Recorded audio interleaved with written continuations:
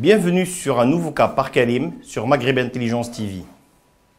Le cas d'aujourd'hui est celui de certains partis politiques marocains qui depuis des années font du surplace électoral et surtout organisationnel et dont les dirigeants ont du mal à comprendre qu'ils doivent rendre le tablier. Ils ne veulent pas saisir qu'ils ont déjà fait leur temps.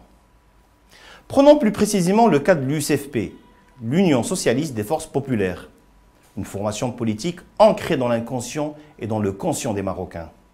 Un parti qui a longtemps fait rêver les jeunes du pays et qui jusqu'il y a une vingtaine d'années encore faisait trembler adversaires et administration. L'USFP était une belle machine intellectuelle, politique et organisationnelle.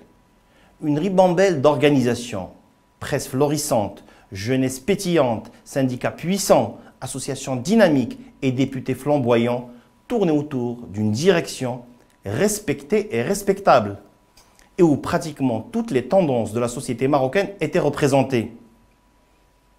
Mais, parce qu'il y a toujours un mais, il a suffi qu'en 1997, l'USFP accède au pouvoir pour que la jolie peinture soit éraflée, que l'organisation perde de son efficacité, que le creuset où se rencontraient toutes les différences se mue lentement en coffre de fer où aucune tête ne peut dépasser sans qu'elle ne soit guillotinée et jetée en pâture aux courtisans et aux militants endimanchés. Aujourd'hui, le duo aux manettes de l'USFP pense rester aux commandes. Driss El Chgar, 67 ans, Habib El Malki, 75 ans, veulent rempiler lors du prochain congrès, confondant stabilité et statu quo. Ils vont fatalement, s'ils réussissent leur coup, clore définitivement le chapitre d'un parti politique qui a été à l'avant-garde de la société marocaine. Les questions que se posent des milliers de Marocains qui gardent dans leur cœur et dans leur imaginaire une grande sympathie et beaucoup d'espoir.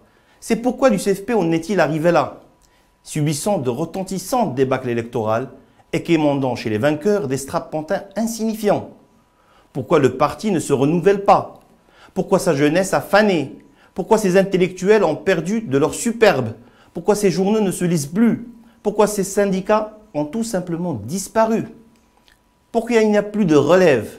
Pourquoi les militants, les sympathisants et les cadres de l'USFP doivent-ils s'infliger encore et toujours Driss El Chgar et Habib El Malki? Ou vice-versa? Que peuvent-ils apporter? Que peuvent-ils offrir?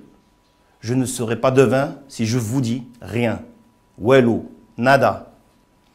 Ce n'est pas l'USFP en tant que parti qui a perdu ses repères après une longue période de confinement dans le gouvernement. Non. Ce sont ses propres dirigeants qui, en multipliant les divisions, les erreurs stratégiques, l'amateurisme et d'autres mortels ingrédients, que je n'oserais même pas dire ici, ont participé activement et participent toujours à ce grand gâchis qui est l'USFP en ce moment. Fatigués, sans imagination, recroquevillés sur eux-mêmes, les vieux dirigeants de l'USFP préfèrent mourir, politiquement bien sûr, avec leurs fausses idées, que de laisser la place aux jeunes, aux femmes, aux militants, pour essayer de sauver un parti qui a toujours été l'un des fers de lance de la politique au Maroc. C'était un cas par Karim. À la semaine prochaine sur Maghreb Intelligence TV.